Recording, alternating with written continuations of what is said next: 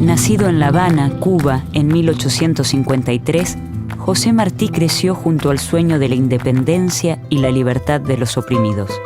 Periodista, poeta y educador, Martí ha dedicado su vida a luchar por la independencia de su pueblo y por los derechos de niños y adultos. Derecho a la libertad, a la educación y al trabajo, pero también a la alegría y a la belleza. Dijo José Martí: el pueblo más feliz es el que tenga mejor educados a sus hijos en la instrucción del pensamiento y en la dirección de los sentimientos.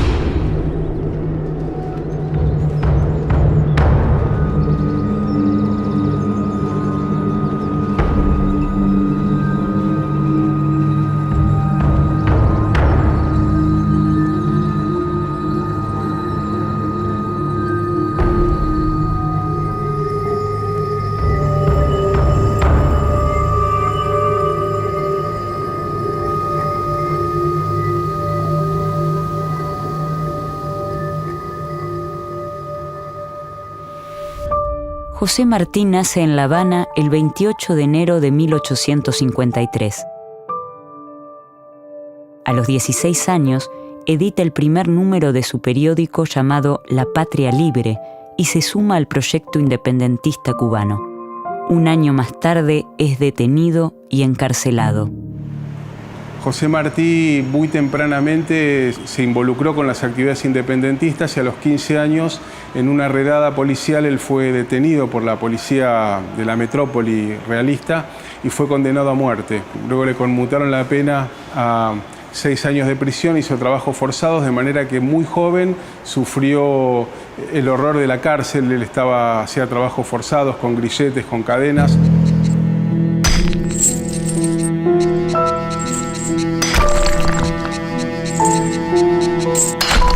La experiencia de Martí en la cárcel fue la del aprendizaje, de la tolerancia, la aceptación de los rigores que implica el compromiso político y la convicción de que ese compromiso se incrementa cuando está fundado en la justicia y en la historia. Desde su muy tierna juventud él se comprometió con la causa emancipadora de Cuba y a partir de esa experiencia el exilio fue tal vez el mayor tiempo de su vida, lo vivió en países de América Latina y en Estados Unidos, siempre intentando volver a Cuba para luchar por esa independencia. Exilio y cárcel en Martí conjugan una identidad poderosa en términos de la construcción del discurso revolucionario. En 1871 es deportado a España. Allí estudia y se gradúa en las carreras de Filosofía y Letras y Derecho. Martí forma parte de un grupo de intelectuales y políticos caribeños que rechazan la intervención colonial española en Cuba y Puerto Rico y el avance del colonialismo estadounidense sobre la región. Reivindican, en cambio, los principios bolivarianos, la abolición de la esclavitud, el republicanismo y la justicia social. Es el año 1875. José Martí se radica en México y 2 años después se asienta en Guatemala, donde realiza una importante tarea como catedrático de la Universidad Nacional. En 1878 retorna a Cuba. José Martí se suma a la causa independentista y las consecuencias no tardan en llegar. Martí es nuevamente deportado.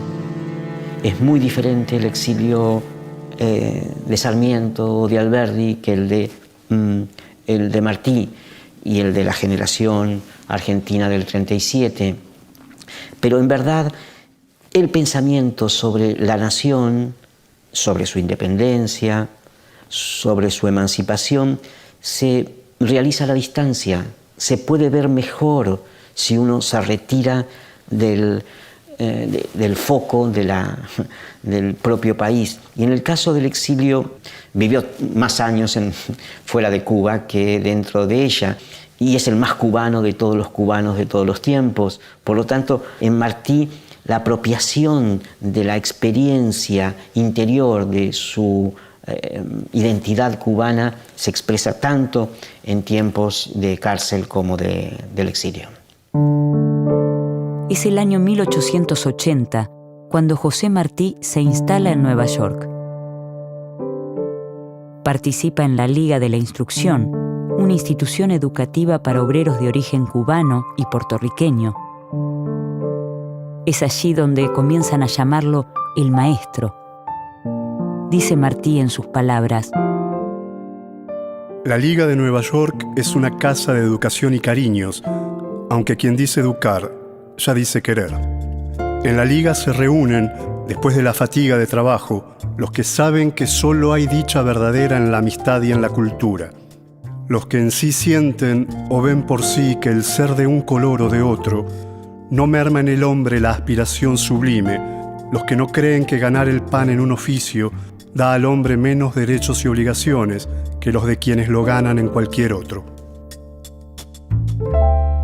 La conexión que permitió identificar a Martí como aquel que integraba los saberes del trabajo con los saberes emancipatorios de la cultura, lo tuvieron como un verdadero apóstol o maestro, así lo consideraban los obreros a Martí en Nueva York, porque les permitía, a contraturno de sus horarios fabriles, abrirse a mundos culturales y de reconexión con la patria que habían abandonado años antes, y les ofrecía una mirada más política y más de conciencia social respecto a la situación que estaban viviendo en Estados Unidos.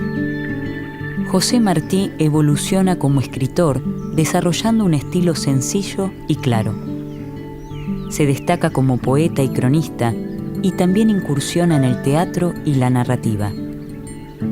Muchos de sus poemas forman parte de las obras más difundidas escritas en español. En 1889, Martí edita en Nueva York La Edad de Oro, una revista infantil que llega a sacar 4 números y es reeditada numerosas veces como un libro único. En la editorial del primer número, Martí afirma: La Edad de Oro se publica para que los niños americanos sepan cómo se vivía antes y se vive hoy en América y en las demás tierras. Para los niños trabajamos, porque los niños son los que saben querer, porque los niños son la esperanza del mundo, y queremos que nos quieran y nos vean como cosa de su corazón. Así queremos que los niños de América sean hombres que digan lo que piensan y lo digan bien, hombres elocuentes y sinceros. La virtud de la Edad de Oro es tratar con suma dignidad las identidades infantiles. Es dialogar con ellas en términos de los hombres que en el pasado construyeron las identidades americanas. Combina los artículos, narraciones históricas, con poesías, traducciones de las obras clásicas, como en el caso de la Ilíada, y también crónicas de la vida real. La Edad de Oro es, a pesar de sus pocos números, una revista inspiradora para futuras otras publicaciones dirigidas a los niños de fines del XIX y sobre todo del XX. El XX va a ser considerado el siglo del niño. Bueno, el siglo del niño se anticipó en 1889 con la publicación de La Edad de Oro. En el primer número de la revista se incluye el texto 3 héroes. Allí Martí les cuenta a los niños y las niñas sobre la vida de Bolívar, Hidalgo y San Martín. En una sección del primer número de La Edad de Oro, sentencia: Los versos no se han de hacer para decir que se está contento o se está triste, sino para ser útil al mundo, enseñándole que la naturaleza es hermosa, que la vida es un deber, que la muerte no es fea, que nadie debe estar triste ni acobardarse mientras haya libros en la librería, y luz en el cielo, y amigos, y madres. Antes todo se hacía con los puños, ahora la fuerza está en el saber, más que en los puñetazos, aunque es bueno aprender a defenderse, porque siempre hay gente bestial en el mundo, y porque la fuerza da salud, y porque se ha de estar dispuesto a pelear para cuando un pueblo ladrón quiera venir a robarnos nuestro pueblo.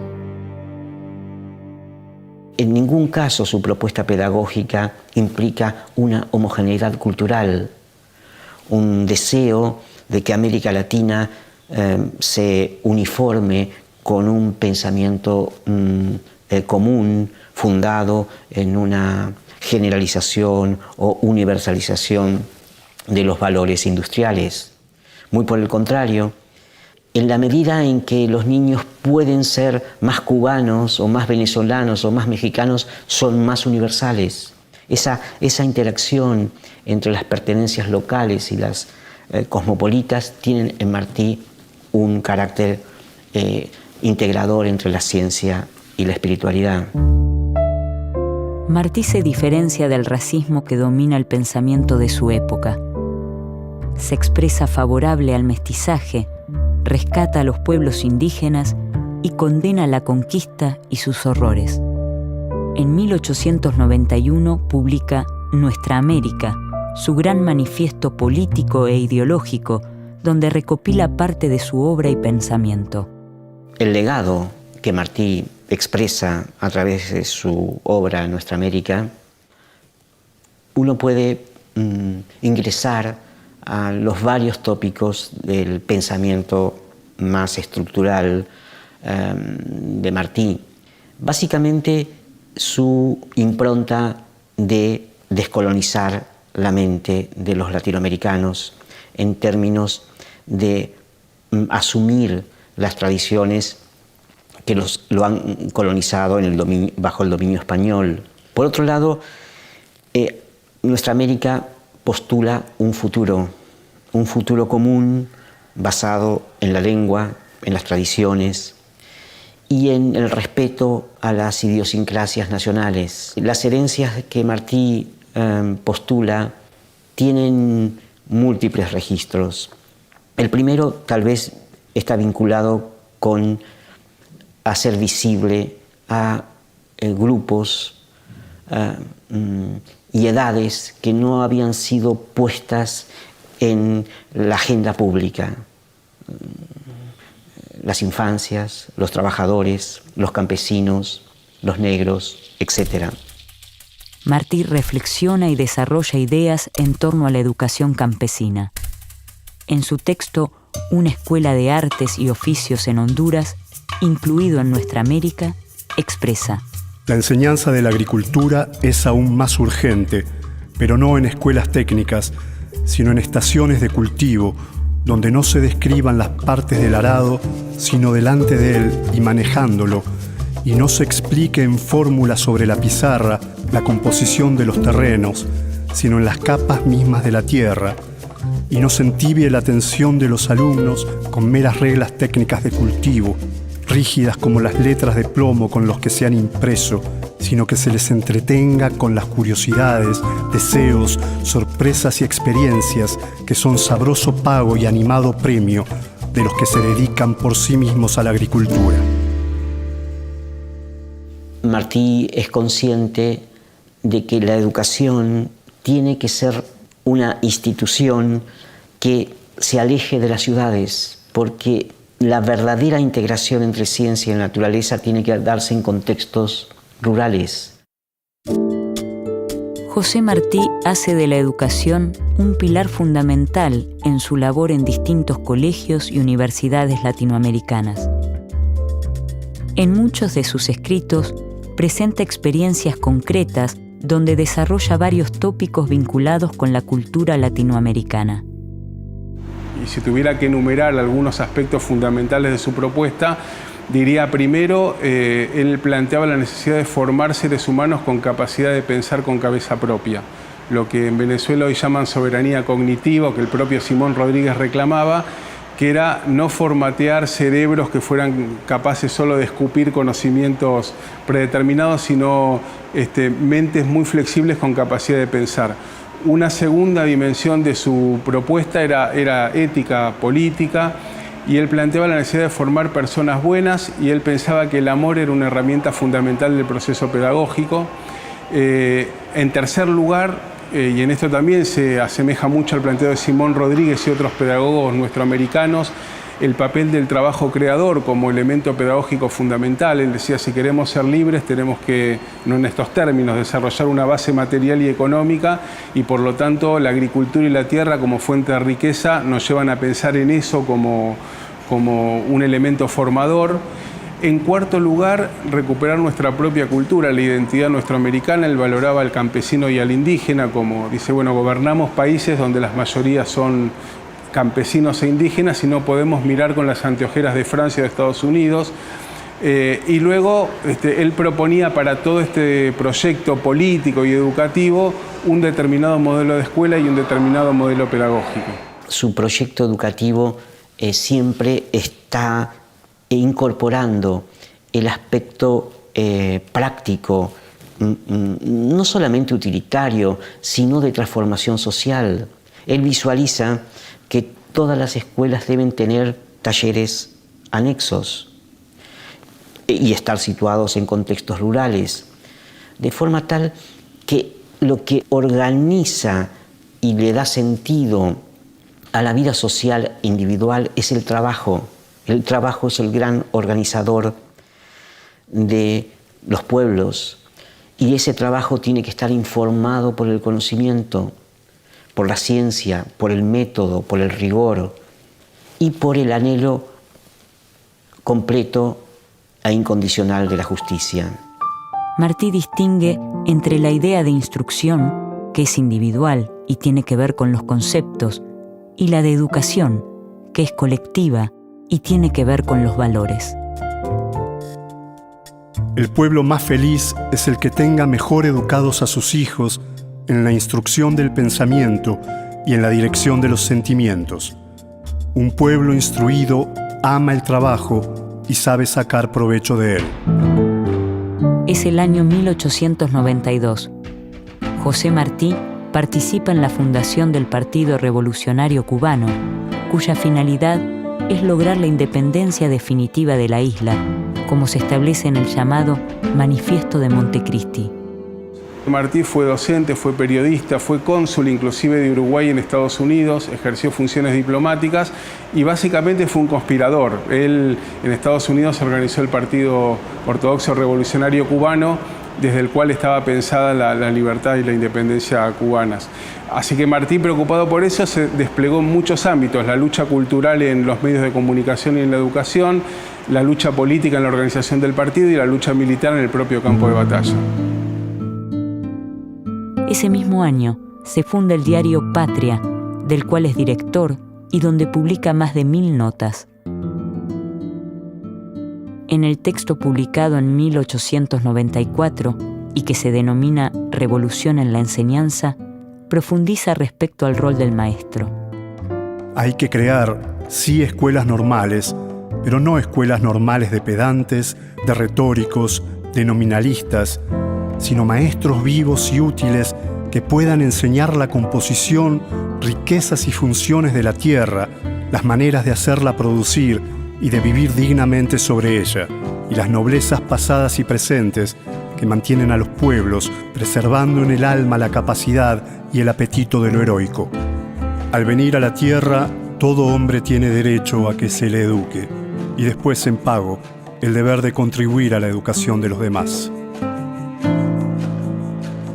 En el año 1895 logra volver a su tierra y participar de la lucha armada para su emancipación.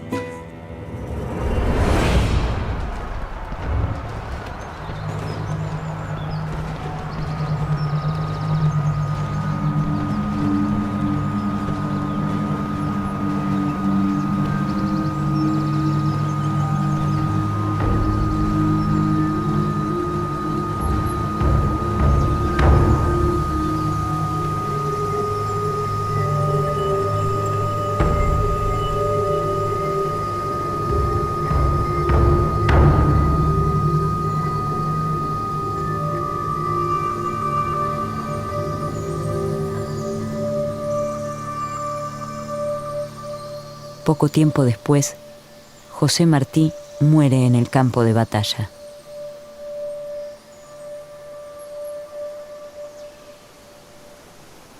Los docentes que leemos a los grandes pedagogos latinoamericanos corremos dos riesgos, ¿no? El primero es suponernos que ellos escribieron sus libros de la nada y que nacieron como magos pedagógicos que nunca tuvieron que aprender, y en verdad cuando uno recorre la experiencia, no sé, de Luis Iglesias en Argentina y otros pedagogos, ve que sus mejores libros son producto de 20 años de trabajo. Entonces digo, tal vez lo primero es superar la lógica del pensamiento mágico de que ellos fueron geniales docentes que no tuvieron que equivocarse, que ensayar.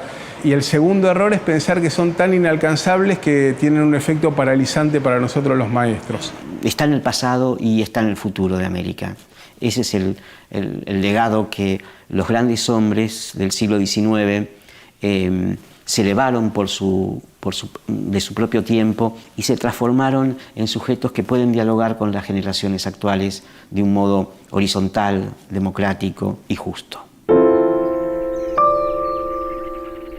Se considera que, en algunos de sus discursos, José Martí fue el autor de la reconocida frase «Todo hombre en la vida debería tener un hijo, plantar un árbol y escribir un libro». José Martí ha dedicado su vida a luchar por la libertad de los más oprimidos, de los negros, de los trabajadores, de indígenas y campesinos. Ha luchado con armas y con poesía por la libertad del pueblo latinoamericano y así, luchando, entregó su vida.